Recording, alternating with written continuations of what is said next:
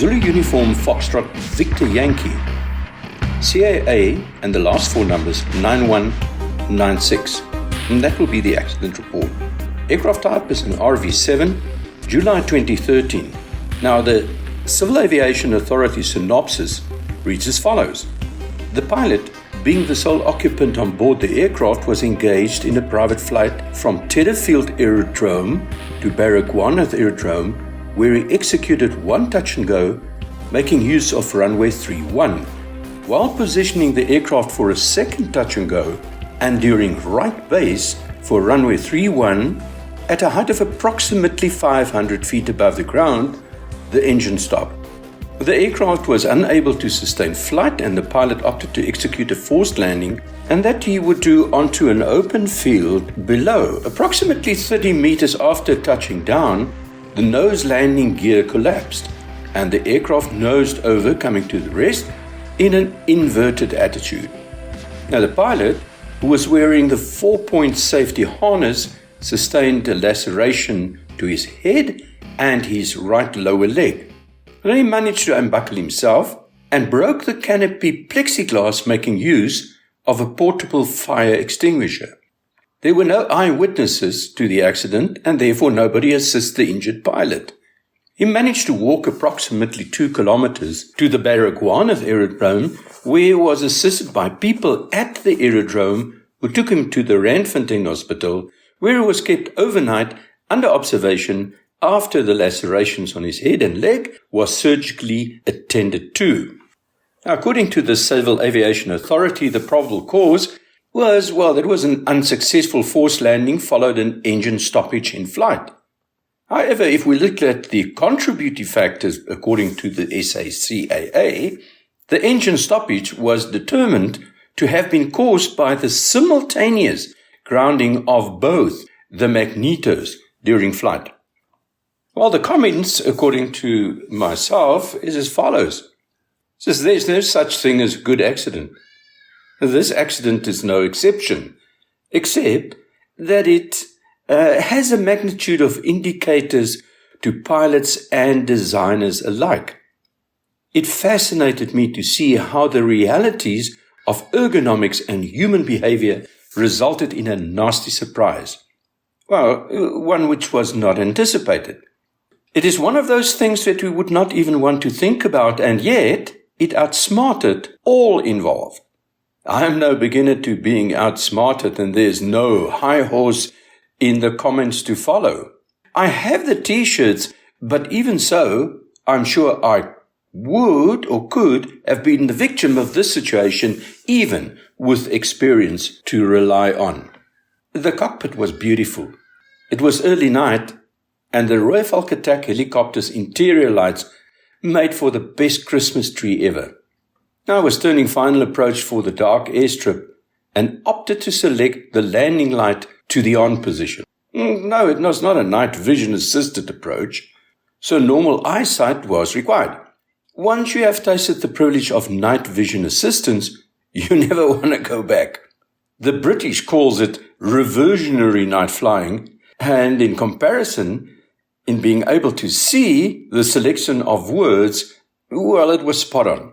Normal night flying was close to the ground and in areas void of residential light, and it's hard work. The concentration level was high, the cockpit was busy, and I was feeling somewhat privileged to see what I was experiencing at the moment, sort of lulled into a state of euphoria. And that was until I switched the landing light on. The 8-metric-ton helicopter turned into a bucking horse. Well, the system is fully hydraulic assisted, so the hard and strange control inputs made my heart instantly block my throat. What the was all I could get out as my mind was racing to understand the problem. My weapons system operator occupying the front seat probably thought I was practicing hard maneuvering, but I was not. I was going to lose control if I could not get a grip on solving the problem quickly. Now, sort of like as in immediate. I was stunned, and somewhere in the back of my mind the thought struck me to undo what I had done last. So I switched off the landing light and the helicopter returned to the normal trusted behavior. Took me a few seconds to realize what I actually had done. After things returned to normal and I had to speak to myself in the old Cape Townian dialect, my incomplete question of what the was immediately completed in language that suited the mistake, but not fit for public sharing. I deserved it as I realized I had selected the auto hover height switch instead of the landing light. Well, true, they are situated on the collective pitch lever right next to each other, and in my state of admiring my blessed environment, the Ergonomics had me. The rest of the night flying sortie went without a hitch, but I will admit that the sortie was shorter than it should have been.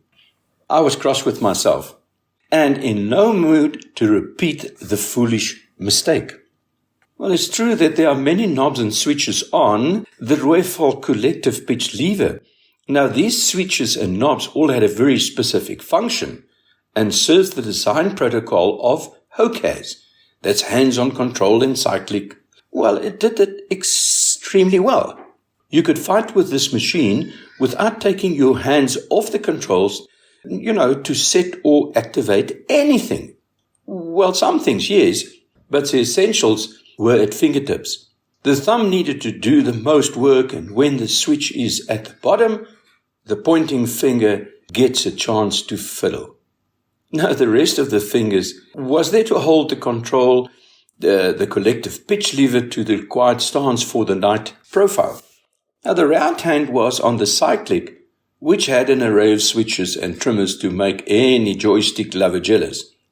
Now, the switch I selected in error had roughly the same feeling, very roughly, as the one I needed to activate.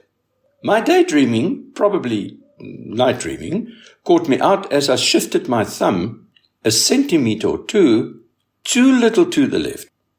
Well, with dramatic results. Okay, I admit it was my fault. Luckily, there was no damage to the helicopter. My mistake had to be made known and reason to avoid a similar incident in the future. To overcome such future mistakes, the clever designer quickly, encoded the autopilot specific function to ignore activation unless the helicopter speed was below, 6 knots of ground speed. The switch could not be moved, but its feel could have changed a little bit more. In addition, a switchology simulator was created, and all crew had to practice until they could select switches with precision, even and especially when the fighting was tough and the cockpit was busy at any perceived level. I have my hands on an RV7 myself. What a beautiful lady, with the ability to get a smile on my face just thinking of her. The aerobatics as well as, normal flight in this smartly designed and small aircraft is heavenly. But this is where the cockpit design comes in. The selection of switches is neatly displayed, but not sufficiently different in look and feel, or guarded in some senses. Ergonomics must not only address neatness and ease of access, but also guard against inadvertent switch interference. In the case under review, the battery pack of the headphones seemed to have knocked both magnetos off at the same time. Well, have I lost both mags on my RV7 in the same sort of way? Well, yes. Very nearly the same situation just happened during aerobatics. After the immediate unwanted silence from the engine, I followed the engine cut review of procedures quickly and immediately found the mags to be off.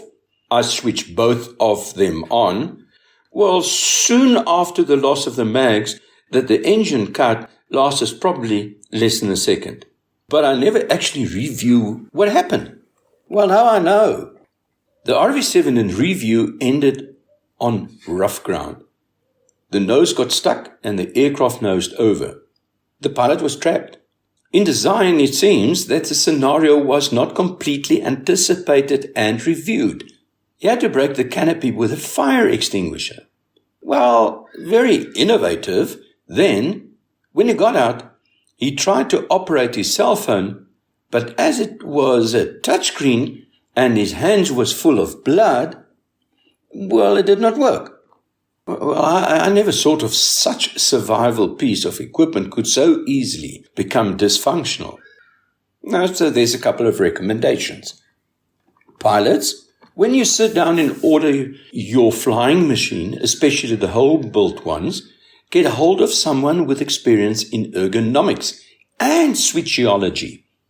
Work out exactly how your earphones and other gadget will fit into the cockpit without creating the possibility of degrading the man-machine interface.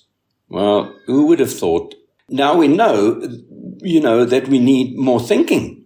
Pretty and uniformity is not always the correct answer, but with proper analysis, I'm sure you can achieve both and add functionality to the list of design achievement. If we do not, discover the need to think or rethink something, the thought would probably never have happened. If you have a cockpit and you cannot change the design of the switches, become aware of the possible interface problems and plan on how to safeguard yourself from inadvertent trouble. Well, then there are the gadgets.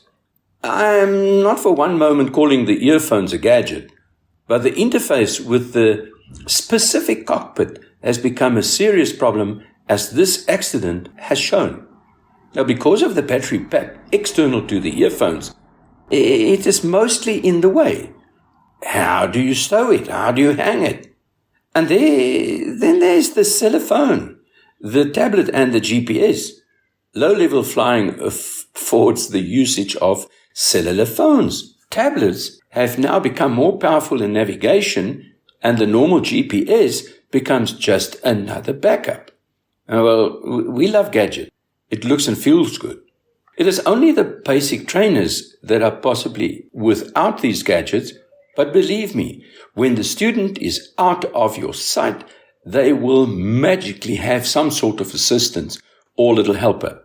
And before your next flight, I suggest you think carefully on where and how you must secure your gadgets.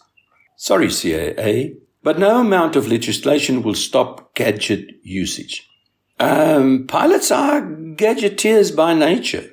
So, to be clear, I do not condone want to be outside the law, but whatever you think first and reason the safety implications.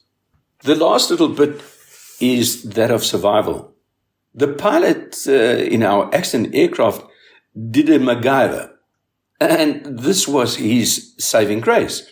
The simple question is if you can get yourself out of the cockpit when it is stuck because it's being bent, or in this case, upside down. Military aircraft always have an axe specifically designed for escaping a wreckage. If your harness gets stuck, do you have a knife that will be able to cut the harness? Well, survival equipment, and in this case, wreckage escape equipment, must be available and within reach of a pinned down crew member. Now, I'm not here to suggest that you must have on board, but to stimulate thought. Do you have water? And what about your first aid kit? Are all we carry just for legal reasons? And will we never use them? All of us have the belief that we will never need any of that stuff, and it would not happen to us. As it probably has not happened to us, we believe that it never will. Actually, we do not think about it, as it tends to spoil the fun and the mood. My recommendation is that you get to think about it and then arrange the aircraft whereafter you never have to worry about it again. And should you be unlucky, what luck your equipment will be. An innocent victim of circumstances where man, machine, and its equipment interface to a negative end. Well, it still leaves a victim. Innocence is not in nature's vocabulary. Survival has nothing to do with innocence, only has to do with seeing the next sunrise.